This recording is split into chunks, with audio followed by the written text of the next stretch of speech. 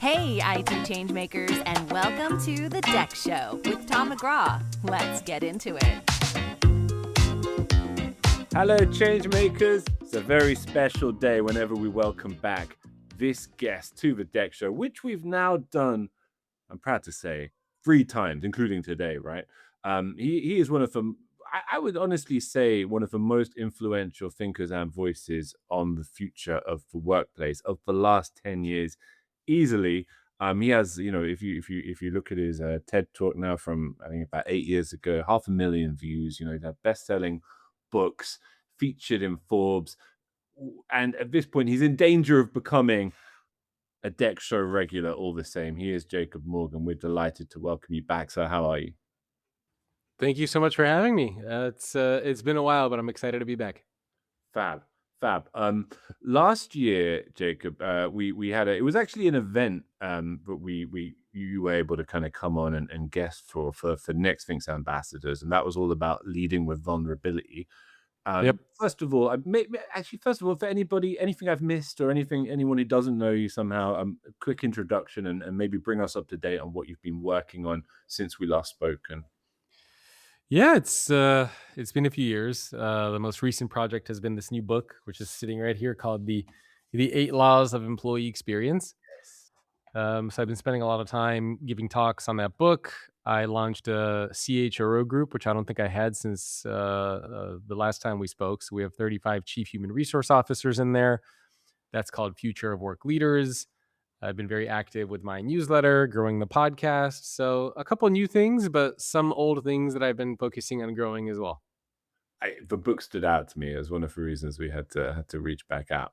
And you know what it reminded me of, right? It reminded me a lot of your first appearance on the show back in 2023. And to set the scene for that, we were, I guess, starting to come out of a pandemic and the kind of workplace culture that the pandemic created and the expectations that it created, right? And we're lucky enough to have you on as a guest. And I did not expect, I'll be honest, I did not expect the level of skepticism you had to what was sort of at the time the run of It's only gotten worse. It's exactly what I want to know. I want all the updates, Jake. Well done. But yes, so coming out of COVID, that dominant narrative, it was all about employee empowerment, flexibility, well-being. And you were already pushing back on it then. I mean, I'm just curious, was that specifically the line of thinking that developed into this book, or the precepts of the new work? It's definitely a theme, but I wouldn't say it's like kind of a core foundational element of the book. The main premise of the book is that a lot of companies just lost their way over the past 5 years. Obviously, well-being and creating an entitlement culture is certainly one of the many things that are addressed in there, but I wouldn't say it's like a core or central theme of the book. The broader theme is, like I said, just companies during and post-pandemic, they were pushed and challenged in ways that they didn't anticipate, and so they lost sight of the things that really matter at work. And so the whole point of this book is a return back to basics for these 8 laws, but it's looking at these 8 things not just from a present day perspective, but also looking out over the next 5 to 10 years to see how these things are going to evolve. So it has those themes in there, but it expands on a lot of other stuff. Very interesting. But I guess it's a different way of a different angle of discussing that genealogy almost, right, of the book is the way COVID impacted workplace culture and employee expectations. And leaving that behind, because I think we've covered that in previous conversations. How do you feel things have played out since then culturally? So I did an article recently on my Substack, and I said that 2026 is the year of accountability and responsibility. And so I think now, rightfully so, we're seeing a massive pushback against all these things that happened over the past 5 years. You're seeing organizations who are reducing perks. They want employees back to the office. They're challenging employees to figure out and to be able to demonstrate, what did you work on? What impact did you have?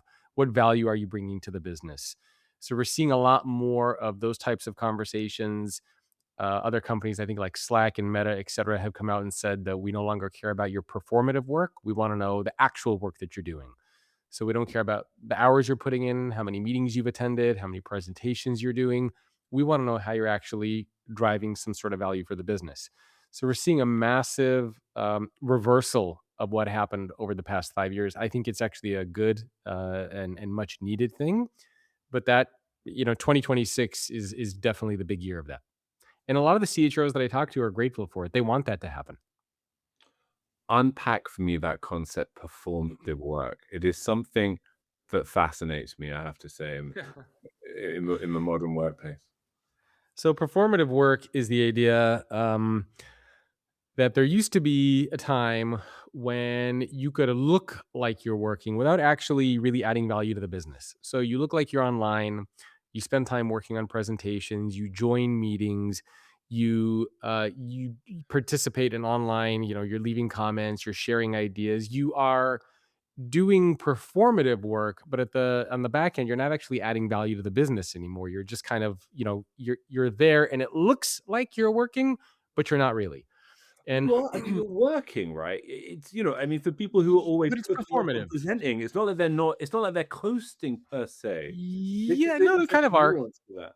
But yeah, but it's performative work, right? I mean, so to give you an example, even during the pandemic, I had a lot of friends that were working remotely. And like one friend in particular, he would always work out at the gym and he would have his laptop next to him. And I would say, what do you do? Why do you have your laptop with you while you're working out?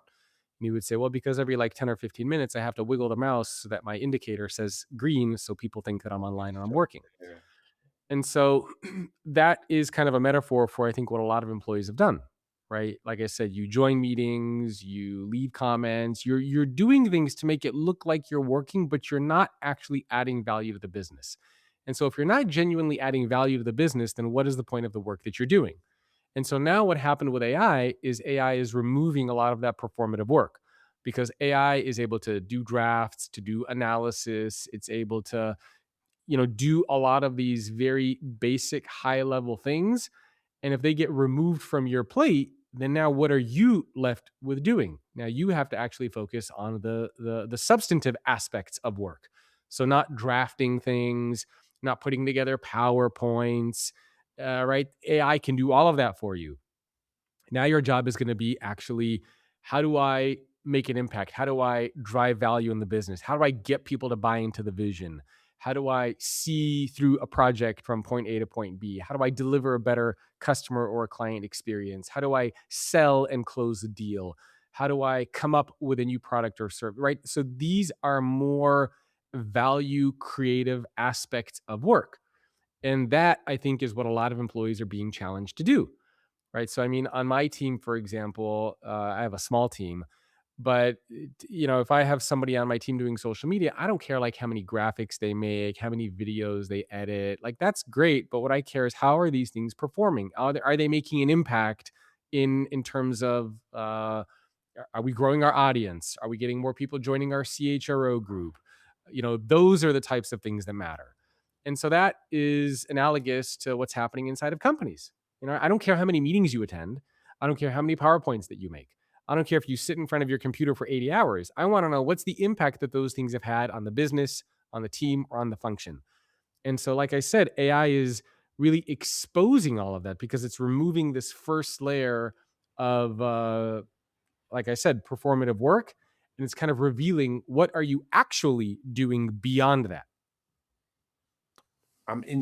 We're going to get stuck into AI and all the implications that flow from it I'm momentarily. happy to talk about AI all you want. I'm sure. Before we do, I just I just love the concept of performative work so much, and I tell you why. Because I think some of the aspects of it that you describe, which are worth tying together with it, they kind of describe what used to be called like what was it, presenteeism. Yep. There was that whole concept a few years ago that was fashionable, just talking about being on green, being in front of your laptop, being in the office, and then there's the kind of the quantity versus quality dynamic as well, which we could find people talking about in previous years. Now, that's not to say that those two trends haven't become more pronounced and more relevant. But what performative work seems to introduce to that and create a kind of triad with them is this notion of work as performance. It has no external impact. It's all a kind of internal, performative, kind of almost like a form of theater. And I'm wondering what you see as the origins of that Oh, I think it's always existed. Since the dawn of time of the first organization that's ever existed, the first company that's always existed. There are always times when there are people, you have a job, and I was this person as well in some companies that I had early on in my career, where I wanted to always make it look like I'm working. I wanted to. Sometimes you don't actually have substantive work to do. Sometimes maybe you finish work that is not complicated and you finish it much earlier than you're supposed to. Sometimes you don't really know what to do and you're a part of a team. And so you make it look like you're working and you hope other people are going to pick up the slack. There are lots of reasons for why this exists, but it happens on team sports. It happens in organizations. It happens all the time that there are always just some high performers who are able to really go above and beyond. There are always people who are kind of in the middle, and there are always people who are going to be, sort of the coasters and who are looking for shortcuts. But even a high performer can be doing performative work for a number of reasons. Like I said, sometimes the work is completed. Sometimes it's easy work and it's not challenging work, like a number of different reasons. Sometimes maybe you're using AI, you get the work done quickly, much faster than you would normally. Now you don't really have anything to do, but you want to make it look like you are still kind of, working and doing stuff. So the origins is just kind of it's just a human thing, right? It's just the nature of the world. But also because you can get away with it, right? So you can get away with doing this type of work. I mean, I've talked to lots of employees in large organizations where, um, especially when you get to thousands and thousands of employees, there are lots of positions and roles where if you can kind of hide and sneak away in a corner somewhere, people for the most part will leave you alone. And you're still getting a salary, you're getting your benefits, you're getting all that sort of stuff, but you're just kind of like tucked away in a corner. Maybe you're just an individual contributor and nobody has direct line of sight to you. Maybe you're a part of a team, but you just kind of, step in and do certain projects here and there. And if you can find those types of, the dark corners and shadows inside your company where people leave you alone, you just coast. You don't really do anything. It's almost like a Seinfeld episode, right? I don't know if you Yes, remember, there was a Seinfeld George, isn't it? Yeah, I think yeah, there was a precisely. Seinfeld episode with the Penske files, where basically what happens, George, gets this job, and then he gets into this office. He sleeps for several hours, and all of a sudden the manager comes in and he says, "Let me take a look at these files that you've been working on." And George hasn't actually touched the files. He doesn't know what's in there. He didn't read anything. And the guy skips through it really quick and he says, "Oh, this is amazing. This is fantastic." This is the client that looks in. And then shortly afterwards, the boss of the company, of the firm where George is a part of, says, "What the hell have you been doing here? And you didn't actually go through any of these files." And, you have to watch the whole episode. George says, "Oh, I'm Penske material. He came in and said I did a great job." And so there are lots of those types of opportunities where people just try to coast. And it's just a human thing. It's a natural thing. People try to get away with stuff all the time. But it's it's partially, in some cases, the organization's liability as well, because sometimes you're not giving employees challenging work. Sometimes you are not making sure that your employees have things that they need to do all the time. Sometimes you're hiring too many people. And that's one of the things that I think we're seeing now is most companies are 10 to 20 to maybe 30%. If you listen to Mark Andreessen, he says even 50% too big. And so the layoffs that they're seeing has nothing to do with AI. We just overhired and we brought in too many people. And so now we're just kind of trimming it. And so if you overhire, you have too many people there, there's not enough work to go around. So everyone's kind of just doing a little bit of work and the rest of the time you're just sort of floating. So mismanagement in terms of hiring, prioritization, allocating resources, building team. I mean, it's a traditional corporate hierarchical problem where the bigger the organization gets, the harder it becomes to track and to follow and to understand what everybody's doing. This problem typically doesn't exist in a smaller company or in a startup because everyone is in go mode, everyone is hustling. And if you're not working, it's very, very visible to everybody else in the company. But again, the bigger you get, the more sort of cloudy and less visibility everyone else has. And it's just one of the natural consequences. Why does it matter, Jacob? And I don't just mean why does it matter for an organization who obviously you're it's fair to say if the result is inefficiency, like that's obvious enough. Why Yes. does it matter societally if, why does it matter for us, all of us together, if there's a degree of kind of wastage and coasting and, and almost excessive opportunity, inordinate rewards. In a way, you could look at that, right? And you could think, Yeah. good, like why does it matter for us? Uh, well, it doesn't matter for you kind of on a personal level, but if you want to have a job, it matters, right? So if you just look at it from a societal lens of like, why can't I just have more time? Great, have all the time you want. Read books. You don't need to work if you don't want to.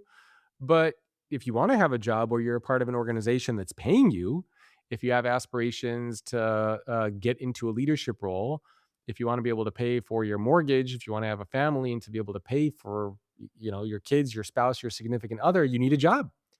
And so if you want to have that job and you want to have more opportunities for yourself and those around you, then you can't get by coasting. And it very much gets revealed. It's kind of, my daughter plays competitive chess, and my son and daughter are both going to start playing competitive tennis soon as well. And so it's kind of like, well, why do I need to prepare for a chess tournament? You don't, if you don't want to win.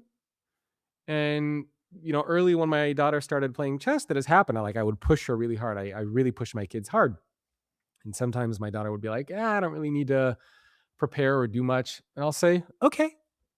And she'll show up to a tournament and she'll get destroyed and she'll lose a lot of rating points. And I'll say, well, what did you learn from this?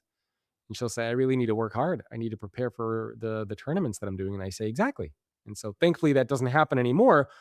But it's sort of a similar analogy. Like, you don't have to prepare or work hard before you go to a tournament. You don't have to work hard when you show up to your organization to do the job that you need to do. You don't have to do any of these things. But then don't be surprised when you get the consequences of not doing that. Don't be surprised if you get laid off. Don't be surprised if you don't get promoted. Don't be surprised if you're not given the opportunities that those around you are given.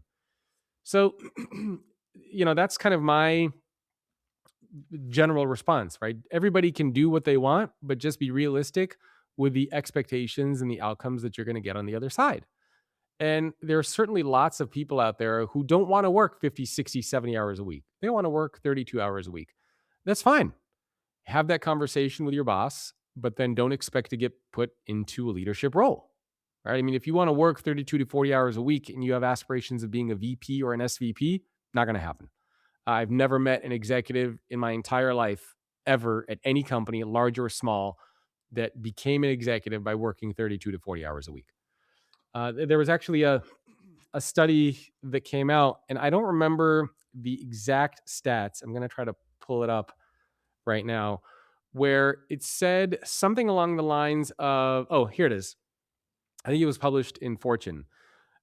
Gen Z is willing to give up $5,000 in pay to log off at 5 o'clock every day, but they still expect to be able to get a job working in the corner office.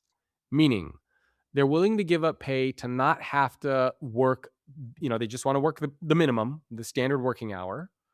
They're willing to even give up pay to do that, but their expectations are that I could still become a C-level executive.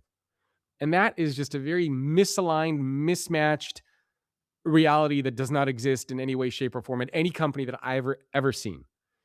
And so that mismatch, I think, is a problem for a lot of organizations and a lot of employees around the world. Right? We're not being honest about what it takes to get to certain levels. We're not honest about the type of corporate culture that our businesses are making. Could I point out what I mean? I don't think it is a paradox, but I'm interested in you fleshing out a little bit what is arguably a paradox, as it were, or superficially could seem a paradox, which is this idea that you're placing a big emphasis on how much you work, and yet your book is about, and your general thesis is about quality over quantity. Which is so disentangle that for me, as I'm sure you're able. Just. Yeah, I mean, I'm not making it sound like it's the hours that you put in. It's obviously the quality of work that you do. But to do good quality work requires time. And so there are very few people out there who can do great quality work in a very short amount of time. And similarly, if you are one of those people and you are able to do great quality work in a short amount of time and you have more time and you have aspirations of getting into a leadership role, then you should use that extra time to do more quality work. And again, this is only if your expectations are to get to a certain level in your life and at an organization. I fully acknowledge that there are people who don't care about that. And if that's you, then this doesn't apply to you. This is specifically for people who want to get to that C level, the VP level, the EVP level. If that is your goal and your aspiration, then yes, you're going to need to work hard and you are going to need to put in a lot of hours. That's just the reality of the world. If that's not you, you can just, get by, do a good job for whatever number of hours that you have to put in and be content with where you are, right? That's also okay. But again, you talk to any executive at any organization around the world, and they will tell you that it's not just the hours that you put in, but it is also the quality of work that you're able to do. But oftentimes those things go hand in hand. And by the way, putting in hours, so when I talk about work as far as putting in hours, it doesn't just necessarily mean actually doing work. It's time that you're putting in building relationships. It's time that you're putting in being visible in front of your executives and your peers. It's time that you're putting in understanding the business. Like that requires time. And so if we're both looking to get into a leadership role, let's say we both finish our work, I don't know, in 30 hours for the week. You want to get into a C-suite role. I want to get into a C-suite role. We both completed our project in 30 hours. And you're of the mindset like, hey, I got 30 hours. I'm going to chill the rest of the time. I did a great job for the 30 hours. I delivered a fantastic, whatever, sales pitch that I needed to do. I'm going to chill. And I'm like, great. I did the same thing. I got a lot of extra time. I'm going to put in another 20 hours this week. What am I going to do for that 20 hours? I'm going to go through and I'm going to build relationships. I'm going to check in on on clients and prospects. I'm going to try to get in a coaching or mentoring session with my leader. I'm going to make extra time to come into the office to make sure that my leaders and my peers see me. I'm going to get ahead and try to work on another project for the following week. So I'm going to be doing things to consistently get ahead because that's the aspiration that I have of where I want to go. Is there an implication? Is there a dimension to this we should be aware of? That okay, so if you're discriminating here between people who have very high aspirations and those who don't, or those who shouldn't, those whose aspirations are maybe unrealistic based upon how much they're willing to get in. Is there a sense that with AI, another impact of the technology is that it kind of puts us all in the former bracket if we want to have jobs at all? As in, now at this point, the opportunity to coast, the opportunity to be something of a passenger, to be low aspiration, low output, to do your job 9 to 5, and to be the cog in the machine, is that disappearing? And therefore, does the message that you're saying you're trying to convey to the highest achievers, the higher achievers, the would-be highest achievers, actually becomes a universal message for anybody who wants to continue working per se? In a lot of ways, yeah. And this is the big debate that organizations are having internally now. This is the big debate that's happening between AI and productivity. This is exactly why a lot of organizations are starting to let go of people. And so, yes, that is right. I mean, what I think what AI is going to make it very apparent is that if you are, call it a low performer or somebody who's coasting in the organization, it is going to put a spotlight on you. It is going to shine a bright spotlight, a magnifying glass right on you. And the company is going to be able to see that, right? So if you are disengaged and you're kind of coasting and you're now one of those people that's hiding in the shadows, the lights are going to get turned on and the company is going to say, got you. You have a choice. You can either come into the light with everyone else or you could not be at this company anymore. And so, yeah, it's going to make it very, very visible who those people are inside of your organization. And that is, I think, one of the things that AI is seeing. It's one of the reasons why companies like Amazon, like Meta, are sending messages to a lot of their leaders now, and they're saying, "We want tell us what you've been working on." Right? I think it was it was either Amazon or Meta. Somebody can fact check me on this. That basically sent out a memo to all their leaders and said, for 2025, respond to this email and give us five bullets of what you've been able to accomplish last year. What impact did you make to the business? And at first, there was a lot of backlash on this. Oh my God, how could they ask our leaders what they did? But why shouldn't you be able to ask? I want to know, what impact did you bring to the business last year? I'm paying you. You have equity in the business that I'm giving you. I'm paying for your salary. I'm paying for the tools and resources that you're using. I'm paying for your bonuses. I'm paying for all of these things. I want to know, what are you doing? And so this is going to cause a lot of changes. One of the recent announcements that came out, I don't know if you saw, Salesforce told all of their senior leaders, I think it was director level and above, that they're putting a freeze on all um, salary increases as far as compensation. And what they're going to do instead is they're going to give you equity bonuses. In other words, they're going to give you more stake in the business. Why are they doing that? Well, it's exactly for this idea to combat performative work. So if you are a leader and you are, quote unquote, performing, traditionally you would be able to get by and you just get your traditional salary increase, you get your salary bonus, right? It gets split up across everyone. And so you can kind of coast and still get a salary increase. And now what Salesforce is saying is, we're going to give you more equity, which means that if the business does well, you do well. You are now going to be forced to be an owner inside the company. And that is going to force all of the leaders inside of Salesforce to realize, hey, wait a minute, like, no more coasting. I have a vested interest in the company doing well because that's my equity. I am a part owner now of the business that I'm operating in. And so what's happening is a lot of organizations are trying to figure out, how do we get all of our employees to think and be more like owners, instead of just kind of, to what you said, to be cogs. So it's a very interesting changing dynamic that's playing out inside of organizations. I mean, if you think about, like, during and even post pandemic, employees had a lot of power where they could basically say, I want more money, I want more equity, I want more of this, I want more of that. And by the way, I'm not even I don't want to come to the office anymore. And They during were the told pandemic, not to come to the office, to be fair, Jacob. They were yeah, but in even many now, ways. but even post pandemic, they could still Yeah. say, I don't want to come into the office anymore. And companies would say what? They would say, okay, that's fine. Yeah, whatever you want, whatever you want. And now that bargaining chip no longer exists, because if an employee says that, the leader is going to say, that's fine. You don't need to work here anymore. I probably can find a bot that can do most of the work that you were doing anyway. And, we don't need you. So the balance of power has shifted very much back into the hands of organizations. And I think it's actually a good thing. I think the balance of power should be around, 80%, 70 to 80% organization and 20, 30% employee.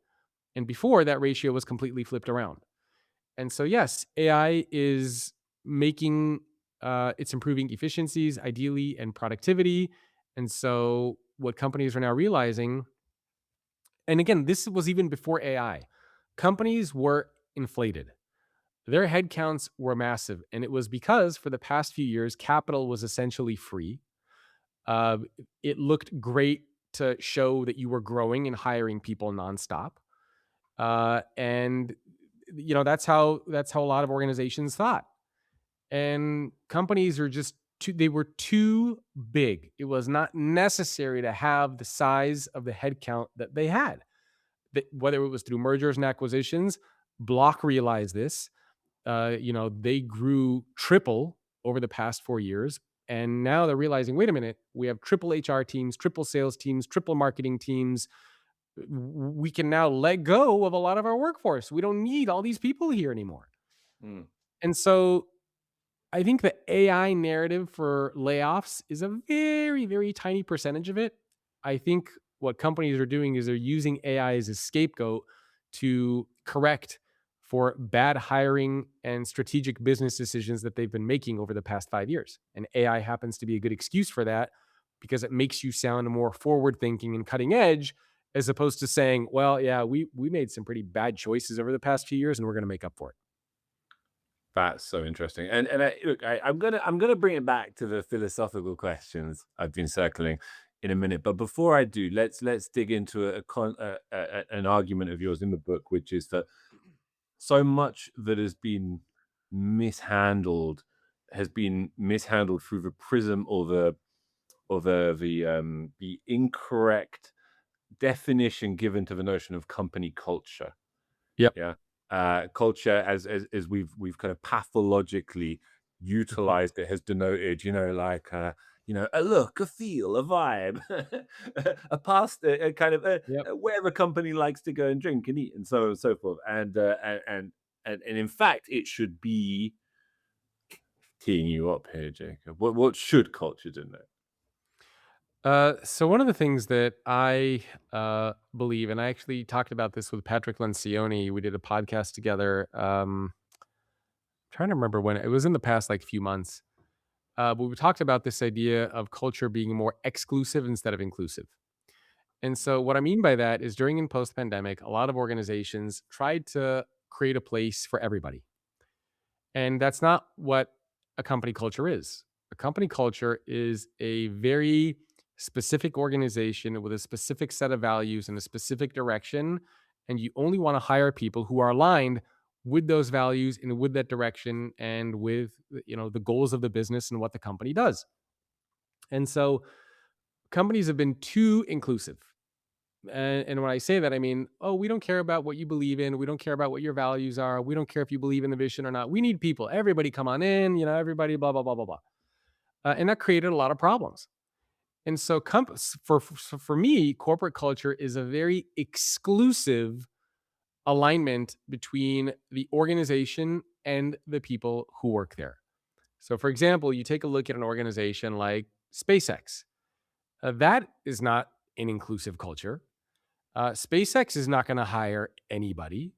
You care about work-life balance. You care about well-being. You care about, I want 32 to 40 hours. I want to coast. Not for you. SpaceX is very clear. We want somebody who is going to work like a crazy person. We will pay you extremely well. We want somebody who's able to work on some of the world's toughest problems and challenges. We want somebody who's going to do whatever it takes to solve a problem. We want somebody who, when they meet a problem, they don't say no, or they don't say, we can't figure it out. They will make it work. That's the culture of SpaceX. If that's not for you, that's fine. And it's very exclusive. And that, to me, is what corporate culture is. And so the problem that organizations, I think, have had over the past few years is they were struggling to attract and retain talent. They forgot that. And they just tried to get whoever they could to join the organization. And I think now, post-pandemic, 2026, we're getting back to accountability. We're getting back to responsibility. And we're getting back to creating more of an exclusive culture where we're trying to identify very specific people that we want to be here now. And now, as a result of AI, we can be more specific, more judicious with who we're bringing in instead of just bringing in sort of everyone. So that is, to me, how I think of corporate culture. It's a very exclusive alignment between the people and between the organization. Excellent definition. I'm interested in your thoughts on the question of means and ends, Jacob. I mean, not to take too wide a lens, but the history of work and technology in the workplace specifically is arguably a history of increasing efficiency. Everything driven towards extrapolating efficiencies, right? And AI seems to be the latest efficiency multiplier. And of course, the more efficient you get, the less people you need. And that's kind of tacit in what we're discussing today about individual workplaces. All well and good, and I would never contest what you were arguing about. I guess the question of personal virtue and the value of personal virtue, and But I want to push back on something you're saying, because I don't think efficiency necessarily means less people. Okay. I think efficiency means more opportunity to go into other areas. And so, what I mean by this is, so Jensen Huang recently gave a great interview with Jim Cramer um, on this debate around AI and impact of jobs. And so Jim Cramer asked Jensen Huang, the CEO of NVIDIA, he says, what do you make of all these companies who are laying people off as a result of AI? And Jensen said that these companies just lack imagination. And so he said that today, NVIDIA is 45,000 employees. By 2036, they want to be 75,000 employees, but they also want to have 100 agents per employee who works there. And so, meaning they want to have 75,000 employees and almost 8 million agents, agentic bots who work in the organization. Now, that is an extremely efficient business, but because of their efficiency, they're able to grow and expand and create new products and services and to go into other areas, other opportunities, right? So they're talking about building data centers on the moon. So as a result of their efficiency, they're now able to think bigger. They're able to reach for goals that would have seemed insane a couple of years ago.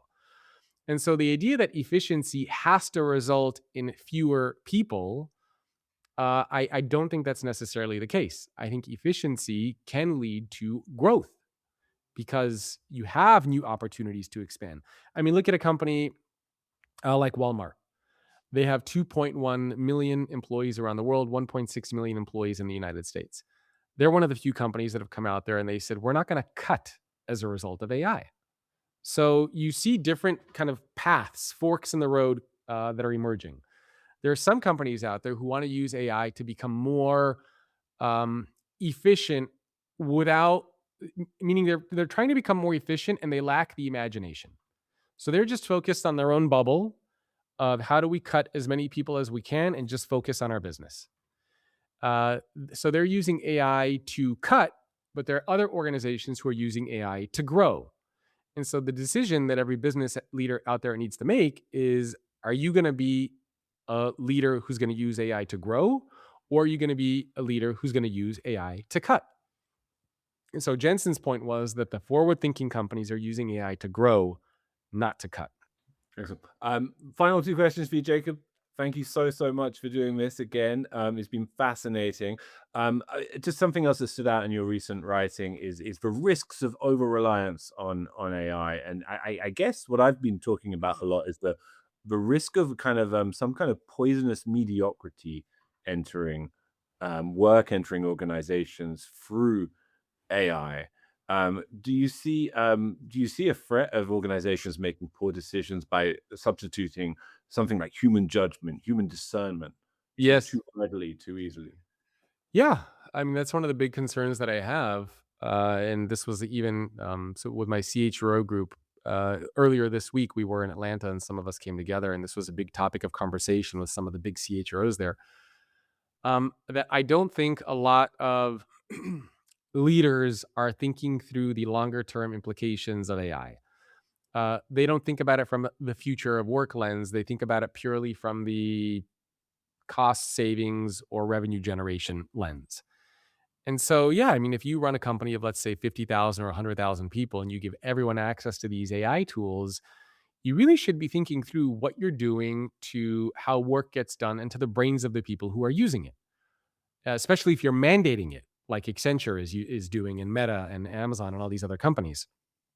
And so I think one of the challenges is how do you make sure that employees don't become so reliant on these AI tools that they remove human judgment and discernment and decision making?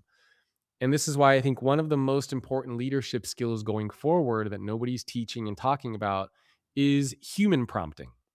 And so what I mean by that is that if you want to get a good prompt from ChatGPT or from Claude, if you want to get a good response, you give it a good prompt, right? So you give it something specific and tangible, and the better you're able to describe what you're looking for, the better the output will be. Now, as leaders and as humans, we're going to have to be able to do that on a human level with each other. And so if we're on the same team, and I come to you and you deliver a project for me, and I say, hey, Tom, did you use AI for this? And you'll say, yeah, I did. And I'll say, okay, great. What was the prompt that you used for AI to get this information? They'll tell me the prompt that you used, and I'll say, Do you think that Claude missed anything in its response? Do you think that did you agree with everything that Claude said?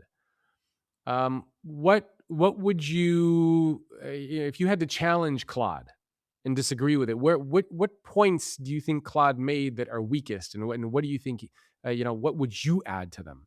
And so what I'm trying to do now is I'm trying to pull out your judgment, your creativity, your discernment, your critical thinking. And leaders don't know how to do that from their employees because this was never a skill that we had. This is never something that we needed to do because work was done fundamentally by you.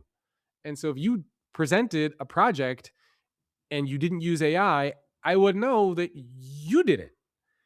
Now, if I know that AI is doing it, I'm trying to pull Tom out of it, right? I'm trying to pull Tom's brain out of the work that was done. This is a new skill that leaders have to learn. I don't think that anybody is talking about, and this is going to be an article that I'm going to put up fairly soon.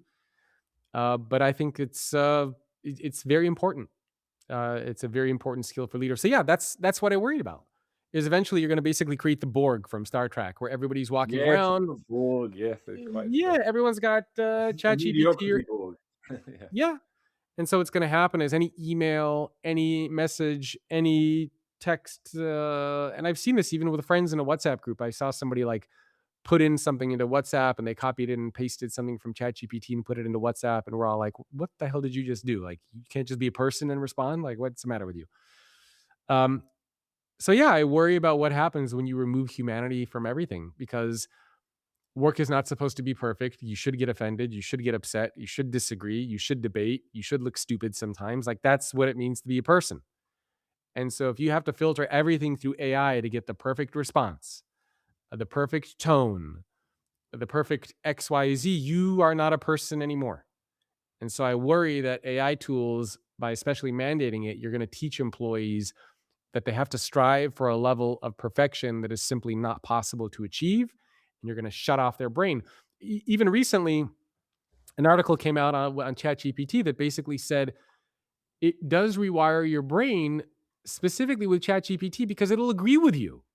So you'll ask it something, and unlike a coworker, like you push back on some of the things that I'm saying and we have a conversation about it. But if you were ChatGPT, you would say, "Oh my God, Jacob, that's such a great point. Yes, you're right. That's magnificent." And if I would go further with you, you would just keep agreeing and agreeing, and you become this sycophantic, trying to build me up, and there's no challenging or critical thinking. And think about what that's going to do to my brain and to my psyche and how I engage and interact with the world and my coworkers and peers. I'm going to show up and I'm going to walk around. Yeah, I know everything. And I don't think that's good. So we're not doing a good enough job of thinking through the future work consequences of these AI tools. Yes, there's never been. It's like, as you say, like it's like a mask that if we let it, will affix itself to all of our faces. Yeah. Eliminating our individual It's features. like from the movie Alien, right? You're making me think of those what were those Face aliens huggers. called that like the face huggers, yes. So Well, they're ChatGPT, quite distinctive, aren't they? Yeah. yeah. Right. Um, So Good. that's what it's reminding me of. So, given that, moving to our final topic, which is, of course, one of the main theme of the DEX show, which is digital employee experience. In many organizations, the experience of work is the experience of technology. How do you how can IT, how can the people in charge of this tooling rip those masks off and get back to the individuals? How can they make sure that this technology is properly regulated, not overused, not underused? What should be the guiding philosophy to the people in charge of overseeing these transformations of all these different organizations through AI? Well, it's funny that you said um IT because this is another big debate that's happening in the space, right? Is who should be owning these things? Indeed. Who should be owning these tools? And one of the things that I presented for my CHRO group is I said it has to be the CHRO, it can't be IT. Mhm. Because right now what's happening is that the decision making of AI tools is distributed. Like finance is thinking about through the cost trade-offs of productivity and efficiency. Operations is thinking through workflow design. The CTO and CIO are thinking through kind of the workforce decisions, vendors, technology deployments. Legal is talking about governance and compliance. And so what that means for HR is HR basically has to be the executor of other people's decisions. And so for me, HR leaders have to be thinking of themselves as future of work leaders, like chief future of work officers. And they need to think more broadly, and they have to own all of this. But as far as the second part of your question was kind of a almost like a governance approach. So this is another article that I'm working on. And do you remember? Did you ever watch iRobot with Isaac Asimov? Yes. Okay, so The movie, anybody who's read, the movie version of you. yes, well, the movie, the book, it doesn't matter. Right. But what people will remember from that is that there are these the three laws of robotics. And so I've been thinking through the kind of the 5 laws of AI in the workplace. And this is kind of an article that I'm, still working on trying to flesh out. But I think every organization, there needs to be the laws of AI in your company. So the 5 laws that I put together, and granted they're not perfect, and it's still kind of a work in progress. Law number 1 should be transparency, meaning that employees should know when AI is involved in a certain decision that affects them. So whether I'm applying for a job, whether AI is helping decide a training program that I should take, whether somebody else gets promoted and I don't, I should have a level of transparency with understanding how did AI make that decision and why. And from what you were saying, management should also have that Yep. employees should have that transparency towards management, right? Yes. Right now that doesn't exist. It's a black box. Nobody understands how these things are being done. Second is human primacy. Law number 2, meaning that humans remain primarily accountable, always. AI can assist, but you can't do something and then say, oh, the AI made me do it. The AI decided this. I didn't know. AI told me. Humans have to remain accountable. Number 3 is honest attribution, meaning that the credit and the blame is correctly assigned between human and AI. And so you really need to understand. So again, the human remains primarily accountable, but if there's sort of a decision that gets done, you really need to understand where did the AI make a mistake? Where did the human make a mistake? Ultimately, the human is still accountable, but you have to understand kind of the role that everybody played in there. So you have to have attribution to decisions that were made, to how certain things were done, because both people play a role. The third one is true cost accounting, which also doesn't exist. And true cost accounting is understanding what is the true cost of AI ROI. How much are you actually spending on it? What is the actual value that it's bringing? Again, there's no clarity on this. Most people think that when you use AI, you give employees a license for $20 a month. Yes, that works for a lot of people. But for example, if you're a developer inside of an organization, so the way that these AI models charge that a lot of people don't realize is through tokens. And a token is basically a very small word. It's like 3/4 of a word. And so anytime you type something in to an AI tool, it's costing tokens. And anytime an AI tool gives you a response back, it's costing tokens. And so a lot of these models, especially Claude, if you're using their latest, the Opus 4.6 model, it'll throttle you after you've exceeded a certain number of tokens. It'll say, oh, no, you've exceeded your bandwidth. You got to wait 5 hours. And, and you can opt to pay more to buy more tokens or not. Now, if you're a developer and you're working on something complex, you want to build an app, you want to review code, a database. What's happening is that these agentic AI tools are working 24/7 nonstop, and they're going through tokens like nothing. And so what's happening is now you're spending thousands of dollars all the time cycling through code, reviewing code, checking code, debugging code per employee that's potentially using it. And so now you're not only paying for the employee to review it, you're also paying a lot of money for the usage of the AI tools.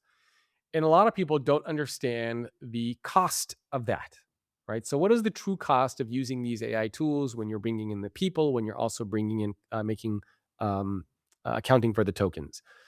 And the last law should be reversibility, meaning that any decision that affects a human being should be able to have a human override path.